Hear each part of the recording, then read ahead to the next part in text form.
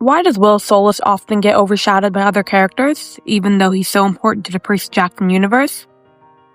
Will Solace is a definition of a quiet hero. He doesn't wield a giant sword, he doesn't throw lightning or command armies, but without him, half the characters we know and love wouldn't have survived long enough to get their big moments. What makes it even sadder is that Will feels it too, every failure carved into him like a scar. He can see that his powers aren't flashy, ironic for a glow stick. All the people that he couldn't save are buried deep into his soul where he can never forget. Beneath that sunny, calm exterior, he has an inferiority complex etched into his brain. Besides being sunny and calm, he's impulsive, a bit reckless, stubborn, and insanely protective. He's got so much more to him under the surface, and I need other people to see that. Now, if you think Will Solace is just the sunshine boyfriend with all smiles and rainbows, we are about to bust some serious myths. Stick around, because we're going beyond the surface and shining a light on just how underrated this guy really is. By the end of this video, you will never see Will Solace the same way again.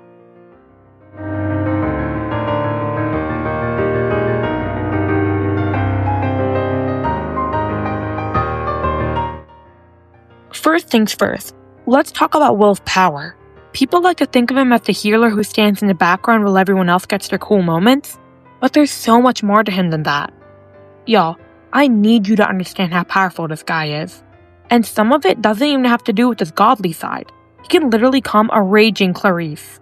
He literally made the entire throne room freeze into the Tower of Nero with just a shout. He's also just incredibly brave. So many people seem to forget that this guy is a combat medic. I legit went back and reread some of the Trials of Apollo books, a bit of the Heroes of Olympus, and even a little bit of PGL because I knew there was some good material and they're just begging to be brought up. And I was right. Okay, I am now going to tell you, before we dive in, that from here on out, there are some major spoilers. So, if you don't want to be spoiled, go ahead and read the entire PGO, HOO, and TOA series, or just prepare yourselves. In the end of The Last Olympian, we see Will Solace for the first time, driving with Percy to save Annabeth's life, and he succeeded. She never would have survived without him. If they had been even a few minutes late, she would have been in deep trouble. The healing took a lot of the energy too, signaling that the wound was a deep one, and it was poisoned as well. He was like 13 too, and he didn't complain. He just did what needed to be done. Then, we see him in Nico's dream, managing to keep the table calm all while being nervous himself. That alone says a lot about him. He can keep calm while everyone else isn't. He's a natural peacemaker, and he's responsible. He's already got quite a lot of substance, even before dating Nico. In The Last Olympian, the first words out of his mouth are comfort. His immediate instinct is to nurture. Will's also got serious combat medic skills, obviously. He might not carry a weapon, but what he brings to the table is just as crucial. And we see him take on the role of healer with such quiet determination. It's not a choice for him, it's a calling. But don't get it twisted. Just because he's healing people, that doesn't mean he isn't carrying the weight of those he can't save. And that's a heavy burden.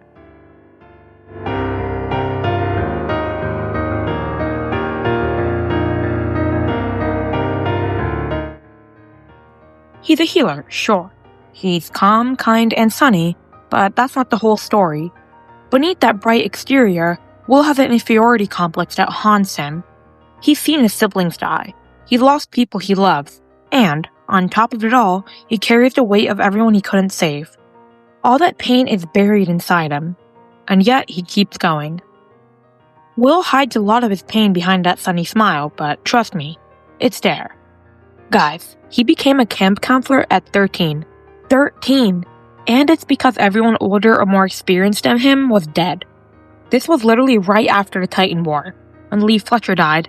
Imagine having all that weight on your shoulders at that age. It's giving Percy, please don't yell at me. This is a kid who had to grow up fast, who had to choose responsibility over recovery. He's been in battles where his healing wasn't enough. He's seen his friends die in front of him. He carries every failure like a bruise under the surface. And yet, he keeps going. Still heals, still chooses light. That's what makes Will Solace strong.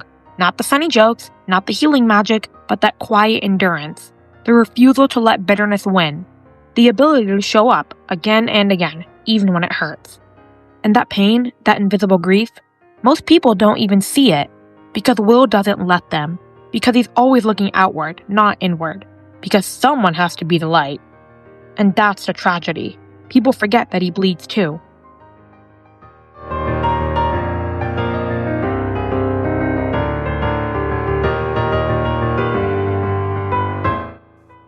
Let's talk about the whole sunshine label, shall we? Will gets reduced to a sunshine boyfriend, and yeah, he does have that sweet, warm energy, but sunshine can burn, and Will burns when he needs to. People call Will just sunshine like it's a dismissal, like warmth equals weakness. But sunshine isn't soft. Sunshine scars. It blinds. It burns. Will Solace isn't just nice. He's intense. He'll call you out. He'll hold his ground. He'll walk straight into the darkness and drag you out kicking and screaming if he has to. Or, as he learns in The Sun and the Star, he'll embrace it with you. That's not just sunshine. That's fire. People forget, Apollo isn't just the god of light and medicine. He's also the god of plague, of music, of prophecy. Will is connected to the darker sides of Apollo too, just as much as the lighter ones. What I find interesting is that it's not that Will really ignored his dark side. He just didn't even know he had one. In that talk with Persephone in the garden, he's shocked, and a little ashamed, to learn that he really does have his own darkness in him. He feels conflicted because he's not sure how to feel about it, but starts to learn to embrace that part of himself as well. Plus, people get mad at him for being judgmental about the underworld, but he's a child of Apollo. What did you expect him to think? It's the total opposite of everything Will knows. Plus, Tartarus is bringing out the worst in both Nico and Will. It wasn't until Persephone explained to Will that even Will has darkness in him that Will began to understand. When Nico needed saving from Nyx, Will drew not on the light, but on his darker side, his anger at Nyx for what she did to Bob and what she had to Nico. Plus, I remember the specifics when Will showed compassion for Bob, which actually surprised Nico, but I think it's a great sign of Will growing as a person. Also, it was just a really great moment when Will tapped into his plague powers. It was like, okay, wait, honestly, I don't even have words. I just really liked it. Also, quick shout out to that scene in Tower of Nero where Will wore a literal lampshade. Peak comedy. I'm sorry, but the fan art I've seen of this is absolutely hilarious. I just can't. Okay, back to crying about his trauma. I really hate it when people are like, ooh, golden retriever emotional boy. Cause it's true, but he's not just that. Will has flaws, and I am really excited to see him working on them. Will's sunshine isn't passive. It's protective. It's something he chooses to be, every single day. In a world full of monsters and war, choosing kindness isn't easy. Choosing to care, to love, to forgive, that's powerful. That's Will Solace. And that's what makes him dangerous, because he fights with light in a world that thrives in darkness. So yeah, call him a golden retriever. Just remember golden retrievers bite when they need to. And Will? He'll fight tooth and nail for the people he loves. No weapons needed. Although, seriously, Will, you do actually need to learn to use a weapon sometimes. Will fights with light. Literally. He hits Nyx with the beam of light and genuinely injures her. That doesn't make him soft. That makes him dangerous. Because you won't expect it until it's happening.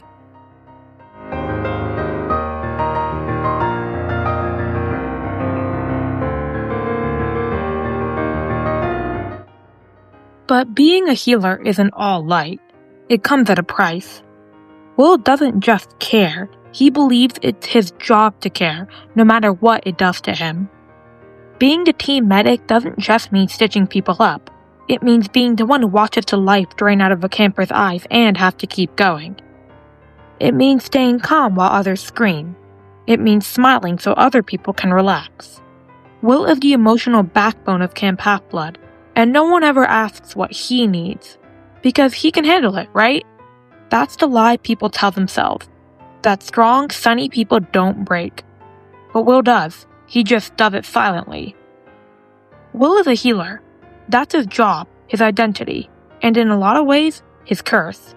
He doesn't get to rest, he doesn't get to fall apart, because when other people are bleeding, Will has to be steady, he has to be calm. But there's a price for that kind of strength. Being a healer means watching people die in front of you, knowing you did everything right and it still wasn't enough. It means carrying their names in your chest like shrapnel. It means never really sleeping, because what if someone needs you? Will doesn't wear his pain the way other characters do. He internalizes it, bottles it up and shoves it down, behind a warm smile and a calming voice. But that pain is still there.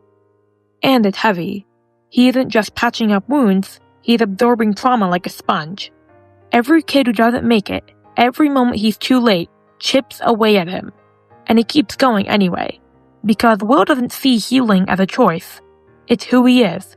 He has to help. And that compulsion, while noble, is exhausting.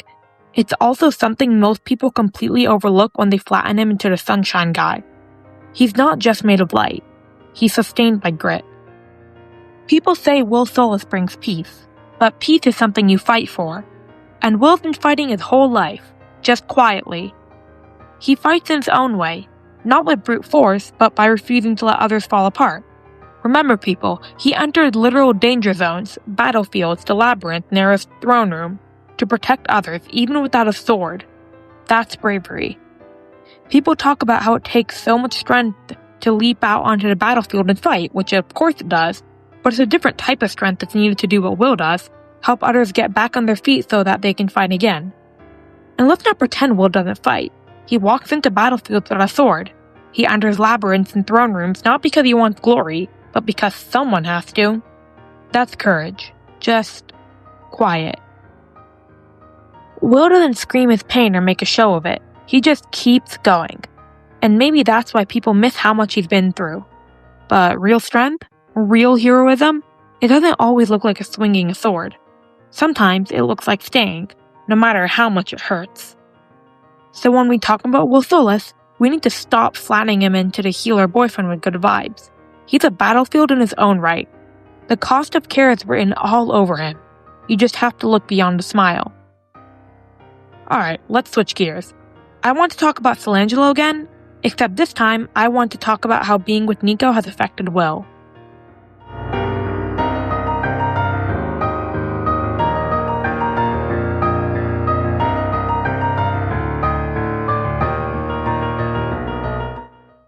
Will was already strong, calm, loyal, steady. But being with Nico gave him something he didn't even realize he was missing. Someone who saw him. Someone who challenged him to take care of himself the way he took care of everyone else. Nico didn't change who Will was. He just helped him become more of who he was always meant to be. In fact, I distinctly remember in The Sun and the Star that Nico actually had some trouble taking care of Will. Like, the role reversal was grating on him. What I like is that he kept doing it anyway. That's like exactly what started attracting Will to Nico in the first place. His determination. I really like this because it's almost a perfect example of why they like each other in the first place. When Nico liked Percy, he imagined him as an older, responsible, mature hero.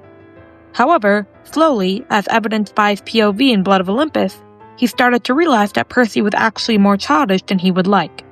The older Nico got, the more childish Percy seemed to him. However, that's not the case with Will. Will actually is mature and responsible, which is one main difference between Will and Percy.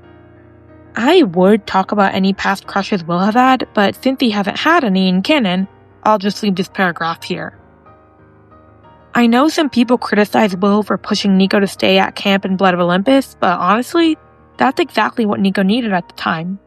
Will was the first person to really challenge Nico, to say, "You matter, stay." Was it perfect? No, but it came from love.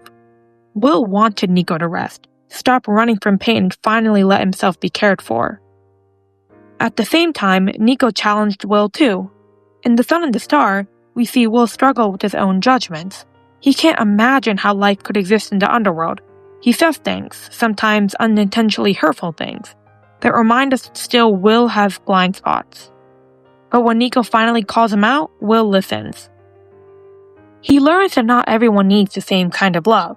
That sometimes loving someone means not fixing them, but just being there, supporting, not smothering. And that realization, that's growth. Nico didn't change Will. He helped him see the strong, flawed, hurting parts of himself that needed healing too. Thing is, Will is a natural caretaker. Of course he wants to be able to take all of his boyfriend's pain away, and I'm not faulting him for that. However, he ends up learning in this book that not everyone needs the same type of care, that sometimes loving someone just means listening. And that realization doesn't make him weaker, it makes him better. Nico helped Will grow, not by making him someone new, but by helping him see the parts of himself that were already there. The strong parts, the flawed parts, the ones that still needed healing. Together, they're not perfect, but they're learning. That's real love. Also, Will's nightmares need to be talked about. I literally almost forgot to include them in this video, and I'm mad at myself for that. I'm doing what I'm trying to convince y'all not to do. But anyway, his nightmares. They're genuinely just so sad. Will literally dreams about Nico leaving him behind because he feels like he's slowing Nico down by not being a fighter. He's absolutely terrified of Nico thinking he's a burden, and now I'm actually kind of mad at Nico for this. In Nico's POV, he's literally thinking, yeah, this guy's slowing me down. It caught me off guard because I expected Nico to be far more compassionate to Will, especially considering how compassionate he usually is and that he does actually learn about Will's nightmares. Nico, I'm kinda mad at you for that. Although, I do think that may have been more of a writer's flaw than a character flaw. And fortunately, Will's trauma stuff isn't a huge focus in The Son of the Star, so all I have to say here is that I really hope he gets a little more focus in the next book. I'm going to close this section off here, so I'll leave one final comment. I really like Silangelo, but I also really hope we'll get some more information on Will in the Court of the Dead, especially since we're literally meeting his mom. Guys, the boyfriend's finally meeting the mom. Will Solace is more than the fandom gives him credit for. He's not just a healer in the background, not just Nico's boyfriend, not just the sunshine guy. He's a quiet kind of powerful, someone who holds the whole team together without asking for recognition, who fights without a weapon, who heals even when it hurts. And honestly, that kind of strength deserves to be seen. So here's your reminder. Don't overlook the quiet ones, don't flatten them into tropes. Because sometimes the ones who shine the brightest are also the ones burning up just to keep everyone else warm. Will Solace isn't just background noise, he's the reason half these stories could even happen in the first place. Let's start treating him like it. And if there's another underrated character you think deserves the spotlight, drop their name in the comments, I might just cover them next.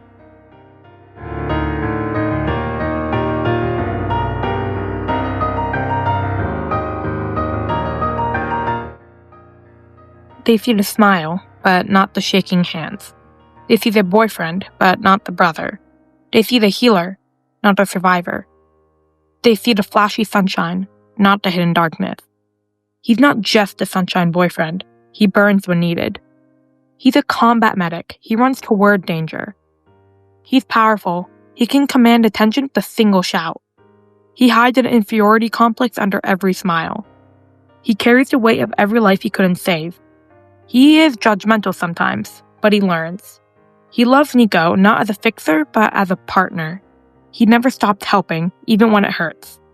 His darkness exists, and he's going to learn to own it. Bye.